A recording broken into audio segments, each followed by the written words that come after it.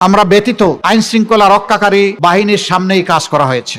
এখন ফেসিবাদ, আগে রঙিন জামা পরা ফেসিবাদকে যেমন লাল কার্ড দেখিয়েছে জনগণ, আবার ফেসিবাদের রূপ নিয়ে কেউ আসলে তাকে ডাবল লাল কার্ড দেখাই দেওয়া হবে। এ বাংলাদেশ আর কোনো পরিবারের জমিদারি হবে না ইনশাআল্লাহ। পারিবারিক রাজনীতির দিন শেষ। ও রাজনীতি দেখতে দেখতে বাংলাদেশ ক্লান্ত হয়ে পড়েছে। ওই রাজনীতি তো আমাদেরকে ফেসিবাদ এনে দিয়েছে বারবার। ওই রাজনীতির কারণেই দুর্নীতি করে দেশের সম্পদ বিদেশে পাচার করা হয়েছে। ওই রাজনীতি তো আমাদের ব্যাংকগুলোকে ধ্বংস করে দিয়েছে। ওই রাজনীতি তো শেয়ার মার্কেটে আমাদের 34 লক্ষ যুবককে পথে বসিয়েছে। ওই রাজনীতি শেয়ার মার্কেট লুটের পরে 137 জন মানুষকে আত্মহত্যায় বাধ্য করেছে। ওই রাজনীতি তো আয়নাঘর তৈরি করেছিল। ওই রাজনীতি দেশের মানুষকে, বিশেষ করে মা বোনদের ইজ্জত সংরক্ষণে ব্যর্থ হয়েছে। অতীতের কুখাইসলত যারা ছাড়তে পারবে না, তারা আবার বাংলাদেশকে পিছনে নেওয়ার চেষ্টা করছে।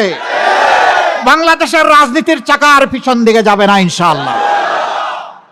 এই যুবকরা এখন চাকা নিয়ে সামনে এগিয়ে যাবে। যুবক বন্ধুরা তৈরি হও। বাংলাদেশ নামক উড়োজাহাজের ককপিটে ক্যাপ্টেন হিসেবে তোমাদেরকে বসাতে চাই। আর সেই উড়োজাহাজের প্যাসেঞ্জার হয়ে প্যাসেঞ্জারের সিটে বসতে চাই। তোমরা দেশ চালাবা। অতীতের সমস্ত পচা দুর্গন্ধযুক্ত যে রাজনীতি ছিল, তাকে দুই পায়ে দলে মারিয়ে বাংলাদেশকে সামনে এগিয়ে নিবা ইনশাআল্লাহ।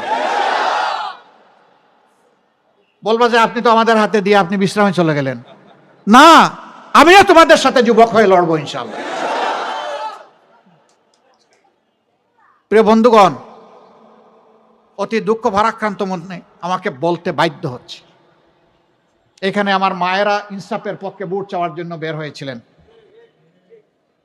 কিছু বেয়াদব আমার মাদেরকে অপমান করেছে।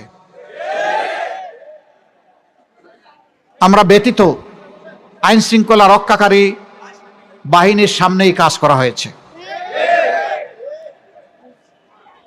এখন ফেসিবাদ, আগে রঙিন জামা পরা ফেসিবাদকে যেমন লাল কার্ড দেখিয়েছে জনগণ, আবার ফেসিবাদের রূপ নিয়ে কেউ আসলে তাকে ডাবল লাল কার্ড দেখাই দেওয়া হবে।